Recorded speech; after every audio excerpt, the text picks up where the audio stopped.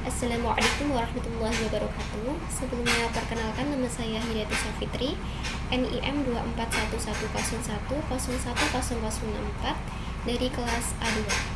Baik, di sini saya akan mempresentasikan hasil tugas saya yang berjudul Pancasila sebagai Falsafah Hidup Bangsa Indonesia, dosen pengampu Bapak Bahrul Munib SBD MPDI. Baik, di sini saya akan menjelaskan materi yang pertama, yaitu mengenai pengertian dari falsafah itu. Falsafah itu berasal dari bahasa Arab yang berkaitan dengan bahasa Yunani, yaitu philo, yang artinya cinta. Cinta di sini itu yang artinya keinginan, lalu berusaha untuk mewujudkannya. Jadi bukan hanya keinginan saja, akan tetapi disertai dengan usaha agar bisa mewujudkannya, seperti itu. Kemudian Sophia di sini artinya tuh kebijakan. Kebijakan di sini itu pandai ataupun bisa membedakan antara yang baik dan yang buruk, sehingga dapat disimpulkan bahwa filsafat adalah keinginan yang disertai dengan usaha, seperti itu. Kemudian filsafat ini juga agar bisa menjawab berbagai pertanyaan-pertanyaan dari berbagai bidang. Kemudian filsafat ini juga agar bisa mewujudkan cita-cita dari bangsa Indonesia ini. Kemudian pengertian dari Pancasila. Pancasila ini berasal dari bahasa Sanskerta yang terdiri dari dua kata, yaitu panca yang berarti lima, kemudian sila yang artinya dasar ataupun alas. Sehingga ketika dua kata tersebut digabungkan, yaitu 5 dasar. Kemudian sejarahnya Pancasila ini BPUPKI dibentuk pada tanggal 29 April 1945. Kemudian para pekerjanya ini mulai dilantik pada tanggal 28 Mei 1945. Kemudian para pekerjanya mulai bekerja pada tanggal 29 Mei 1945 yang diketuai oleh Bapak Rajiman Widyodiningrat. Kemudian yang beranggotakan 60 orang. Pada BPUPK ini terdapat 2 sidang. Yang pertama, sidangnya dilakukan pada tanggal 29 Mei hingga 1 Juni 1945. Kemudian pada sidang yang kedua, yaitu pada tanggal 14 hingga 16 Juli 1945. Pada sidang pertama ini itu terdapat 3 tokoh yang mengusulkan mengenai gagasan calon dasar bangsa Indonesia ini, yang terdiri dari Bapak Muhammad Yamin, Dr. Supomo, kemudian Insinyur Soekarno. Dalam gagasannya tersebut, Bapak Muhammad Yamin ini mengemukakan gagasannya tersebut pada tanggal 29 Mei 1945 yang isinya itu ada 5. Yang pertama itu peri kebangsaan, peri kemanusiaan, peri ketuhanan, peri kerakyatan, dan yang kelima kesejahteraan rakyat. Dalam gagasannya tersebut, Bapak Muhammad Yamin ini tidak memberikan nama dari gagasannya tersebut. Kemudian dilanjutkan oleh Bapak Supomo, Dr. Supomo, yaitu pada tanggal 31 Mei 1945 yang isi gagasannya tersebut yang pertama yaitu nasionalisme atau internasionalisme, yang kedua yaitu takluk kepada Tuhan, yang ketiga kerakyatan, yang keempat itu kekeluargaan, dan yang kelima itu keadilan rakyat. Kemudian dalam gagasannya tersebut Bapak Dr. Supomo ini juga tidak memberikan nama dalam gagasannya. Kemudian dilanjutkan oleh Bapak Soekarno. Bapak Insinyur Soekarno ini mengemukakan pada tanggal 1 Juni 1945 dalam gagasannya tersebut. Bapak Insinyur Soekarno ini mengusulkan yang pertama yaitu nasionalisme, yang kedua internasionalisme, yang ketiga mufakat, yang keempat kesejahteraan sosial, dan yang kelima ketuhanan yang maha esa. Dalam gagasannya tersebut, Insinyur Soekarno memberikan nama yaitu Pancasila. Kemudian dilanjutkan pada sidang yang kedua. Sidang yang kedua ini membahas mengenai 3 usulan gagasan yang telah disampaikan oleh ketiga tokoh tersebut, yaitu Bapak Muhammad Yamin, Dr. Supomo, Insinyur Soekarno itu. Akan tetapi dalam pembahasan ini itu tidak semua anggota yang membahas, akan tetapi hanya panitia 9 saja. Panitia 9 ini kemudian berhasil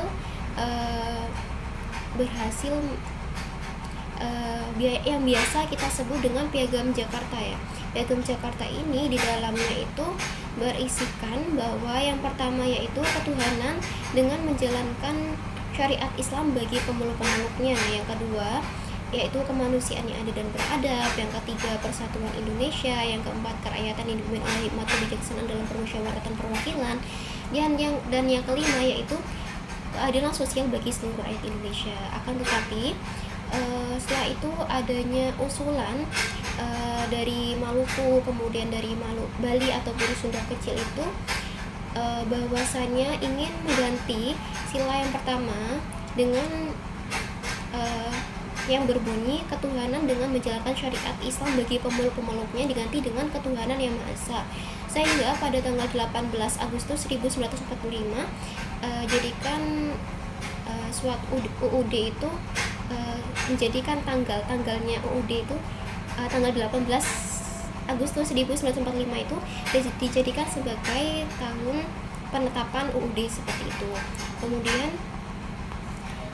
bagaimana kita kemudian falsafah Pancasila ini seperti apa ketika digabungkan? Maka falsafah Pancasila ini ketika digabungkan itu memiliki arti bahwa lima dasar yang harus dijadikan pedoman ataupun patokan ketika kita dalam kehidupan sehari-hari, entah itu dalam bernegara, bermasyarakat, berbangsa, ataupun ketika kita dalam di sekolah, di rumah, ataupun dimanapun berada, kita harus menjadikan pedoman ataupun pandangan ataupun suatu aturan dalam kehidupan kita sehari-hari, yaitu Pancasila dijadikan sebagai pedoman kita dalam kehidupan sehari-hari seperti itu. Ketika kita tidak menjadikan Pancasila sebagai pedoman, maka itu bisa menyebabkan negara kita yang awalnya bersatu, kan negara kita itu kan merupakan negara yang beraneka ragam ya, terdiri dari berbagai suku, budaya, agama, ras seperti itu. Ketika kita tidak menjadikan Pancasila itu sebagai pedoman, maka menyebabkan Indonesia itu dapat pecah belah ataupun menjadikan negara Indonesia itu menjadi tidak bersatu kembali seperti itu. Maka dari itu kita wajib menjadikan Pancasila ini sebagai pedoman ataupun pandangan ataupun aturan di dalam kehidupan kita sehari-hari seperti itu. Kemudian di sini itu saya akan menjelaskan bagaimana cara kita itu meneladani Pancasila mulai dari sila yang pertama kemudian sila yang kelima, dan apa logo ataupun lambang dari sila yang pertama hingga sila yang kelima. Pada sila yang pertama ini dilambangkan dengan bintang yang bersudut 5 yang terdiri dari satu buah saja. Maksudnya di sini yaitu diartikan sebagai keesaan Tuhan. Keesaan Tuhan ini cahaya yang menerangi seluruh makhluk ataupun seluruh manusia di alam semesta ini. Kemudian sebagai warga negara Indonesia kita diwajibkan untuk memiliki keyakinan ataupun memiliki kepercayaan bahwa kita harus percaya kepada Tuhan ya, sesuai dengan kepercayaan masing-masing seperti itu. Misalnya kita jikalau Islam kita percaya kepada Tuhan yaitu Allah Subhanahu wa taala, kemudian jika umat Kristen itu kepada Yesus Kristus seperti itu, ataupun agama lainnya juga sesuai kepercayaannya seperti itu.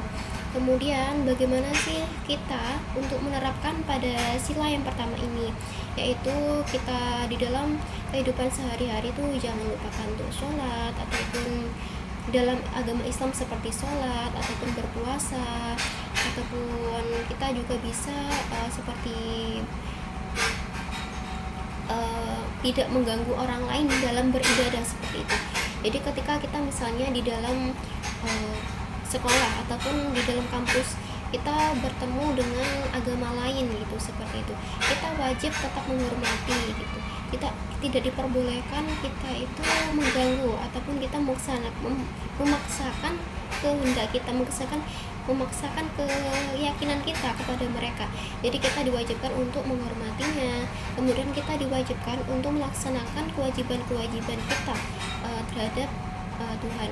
Seperti misalnya kita sholat itu ya sholat 5 waktu. Kalau kita misalnya tidak sholat, otomatis kita itu melanggar ketentuan agama juga melanggar dari Pancasila ini sendiri, seperti itu. Kemudian seperti berpuasa itu juga merupakan kewajiban sebagai seorang muslim. Ketika kita tidak berpuasa, otomatis kita juga melanggar kewajiban ketentuan agama ataupun juga melanggar dari Pancasila itu sendiri. Kemudian lanjut pada sila yang kedua. Sila kedua ini dilambangkan dengan emas, rantai emas. Rantai emas ini diartikan sebagai kita itu harus bersatu padu seperti emas yang kuat ya, sehingga kita sendiri itu harus saling tolong menolong, harus saling menyayangi, harus menjunjung kebenaran, membela kebenaran, seperti itu. Kemudian ketika cara penerapannya itu ya ketika kita mempunyai teman yang membutuhkan pertolongan, kita juga harus membantunya tanpa melihat fisiknya, entah itu mereka itu cantik ataupun mereka itu tidak cantik, ataupun mereka itu ganteng ataupun tidak ganteng. Itu kita harus menyamakan gitu, kita harus meratakan. Kita tidak diperbolehkan untuk membeda-bedakan teman, seperti itu. Kita harus saling menyayangi, saling tolong menolong, harus rukun gitu. Walaupun kita berbeda, entah itu perbedaan ras, entah itu warna kulit, entah itu kulit hitam, coklat, putih, ataupun warna rambut, ataupun perbedaan rambut ya, kayak misalnya keriting ataupun lurus, seperti itu. Kita harus menyamakan gitu, tidak boleh kita membeda-bedakan antara yang berkulit putih ataupun hitam, rambut lurus ataupun keriting, seperti itu. Kemudian dilanjut pada sila yang ketiga, yaitu dilambangkan dengan pohon beringin. Pohon beringin ini kan identik dengan pohon yang kuat ya, terus kemudian besar, kemudian berdaun rimbun, dimana Indonesia ini kan merupakan negara yang beragam ya, terdiri banyak ras, suku, budaya, agama, seperti itu. Dimana kita itu keberagaman itu jangan dijadikan suatu permasalahan, malah keberagaman itu bisa menjadikan kita sebagai pemersatu, sehingga negara Indonesia itu menjadi negara yang Bhinneka Tunggal Ika dengan sesuai Pancasila, berlandaskan dengan Pancasila juga. Kemudian seperti cara penerapannya, seperti ya itu ketika kita tidak membeda-bedakan ya, tidak membeda-bedakan teman, seperti itu. Kemudian kita itu lebih mementingkan kepentingan bersama ataupun negara dibandingkan kepentingan pribadi. Nah, ketika kita misalnya perbedaan pendapat, misal kita punya teman, kita dengan teman kita itu berbeda pendapat, kita tidak boleh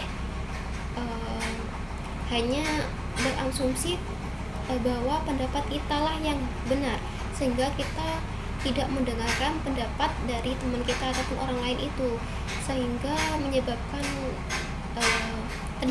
terjadinya perselisihan kan, sehingga itu tidak boleh dilaksanakan. Sehingga kita wajib untuk tetap mendengarkan pemikiran dari orang lain tersebut, dan ketika sudah diputuskan suatu hasil, maka kita harus menyetujui ataupun kita juga harus melaksanakan hasil keputusan itu. Kita tidak boleh untuk tetap kita tidak diperbolehkan untuk kita tidak diperbolehkan untuk mementingkan diri sendiri, seperti itu. Kita harus mementingkan bersama gitu, dan kita harus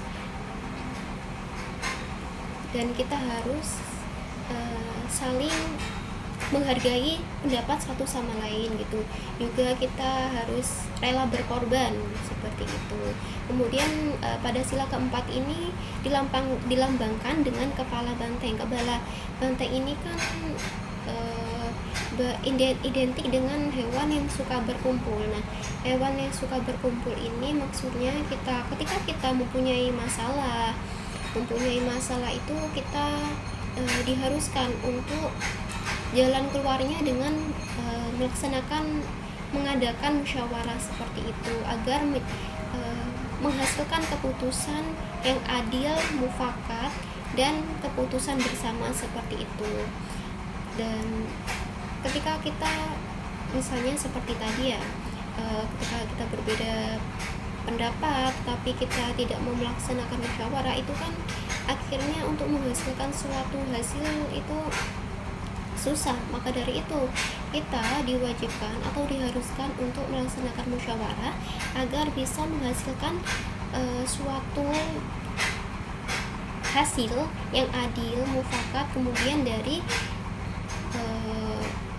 keputusan bersama seperti itu.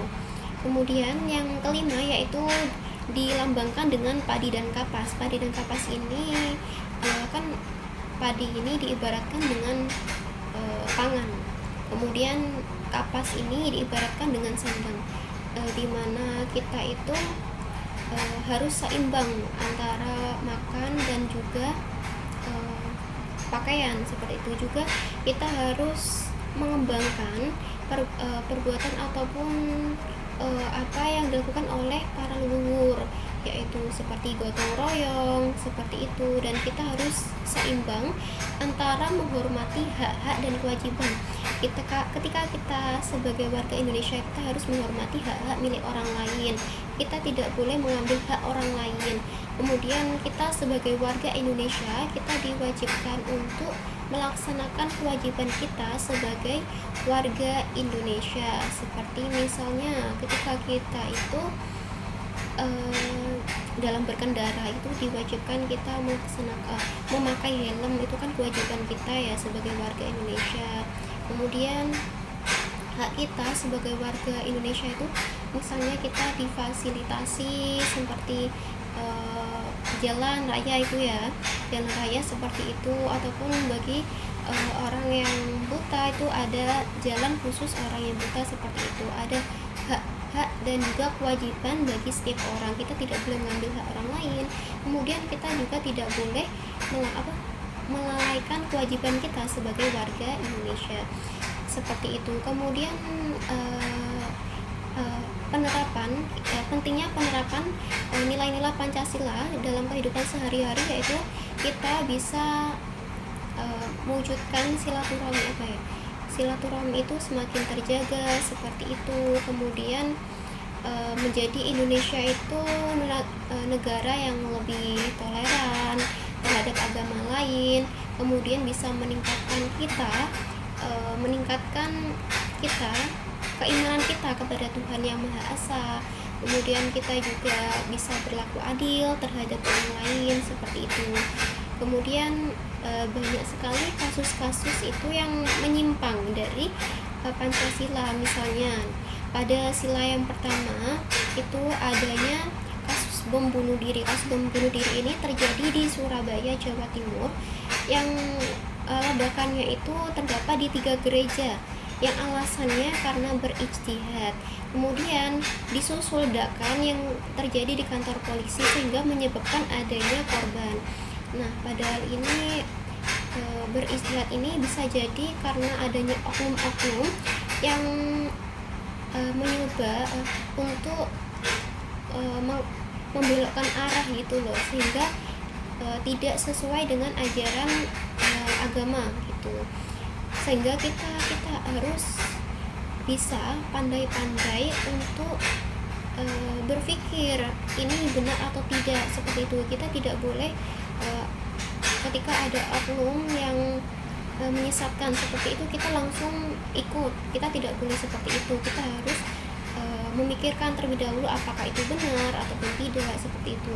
Kemudian misalnya pada sila keempat ini contoh pelanggaran ya, penyimpangan terhadap Pancasila itu ada nenek-nenek yang seorang pencuri singkong ya, itu dipenjara selama bertahun-tahun. Sedangkan ada oknum korupsi yang hingga juta ataupun miliar ataupun hingga bertriliun-triliun, itu mereka hanya dihukum tidak seberapa, ataupun bahkan mereka itu di dalam penjara difasilitasi dengan lengkap. Itu kan sangat melanggar dari Pancasila itu sendiri, di mana ketidakadilan hukum ini terhadap rakyat bawah, kemudian lebih ke rakyat kaya gitu loh. Antara rakyat miskin dan rakyat kaya itu, miskin dengan rakyat miskin dengan rakyat atas itu berbeda, rakyat bawah dengan rakyat atas itu berbeda. Rakyat miskin itu kayak dianggap lemah, kayak disepelekan, kemudian rakyat atas itu kayak kalau ada uang bisa gitu loh. Kemudian contoh penyimpangan pada sila kelima, yaitu di dalam rumah sakit banyak sekali rakyat bawah ataupun orang-orang miskin itu menggunakan BPJS dalam perawatan di rumah sakit. Akan tetapi dalam pelayanannya itu banyak sekali oknum-oknum kayak dokter-dokter ataupun perawatnya itu kayak menyepelekan, sehingga tidak dilayani ataupun dilayaninya itu tidak seberapa, tidak cepat tanggap itu, sehingga banyak sekali warga-warga yang menggunakan BPJS itu yang tidak terselamatkan, akibatnya kurang layanan ataupun terlambatnya layanan seperti itu. Kemudian jika dibandingkan dengan orang kalangan atas ataupun orang-orang kaya itu, mereka karena membayar dengan uang langsung, mereka langsung dilayani ataupun mereka mendapatkan fasilitas yang bagus, kemudian mereka tuh cepat tanggap, sehingga rakyat bawah itu merasa disepelekan, tidak mendapatkan hak yang mereka dapatkan, sehingga yang enak itu hanya orang-orang kaya. Orang-orang miskin itu mereka banyak sekali disepelehin seperti itu, banyak sekali yang dikurangin, banyak sekali yang tidak mendapatkan hak-hak yang harusnya mereka dapatkan seperti itu. Nah, kesimpulannya dari penjelasan yang telah saya sampaikan mulai dari awal hingga akhir itu, bahwa kita wajib menjadikan Pancasila ini sebagai pedoman hidup bangsa, entah dalam kehidupan berbangsa, bernegara, ataupun bermasyarakat. Sebaiknya kita diharuskan untuk menjadikan Pancasila ini sebagai pedoman.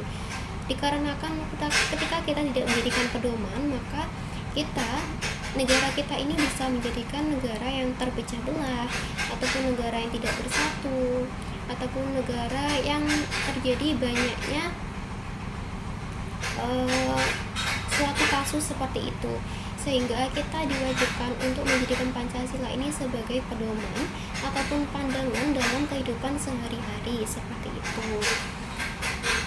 Baik, itu saja yang dapat saya sampaikan, kurang lebihnya mohon maaf. Wabillahi taufiq wal hidayah. Wassalamualaikum warahmatullahi wabarakatuh.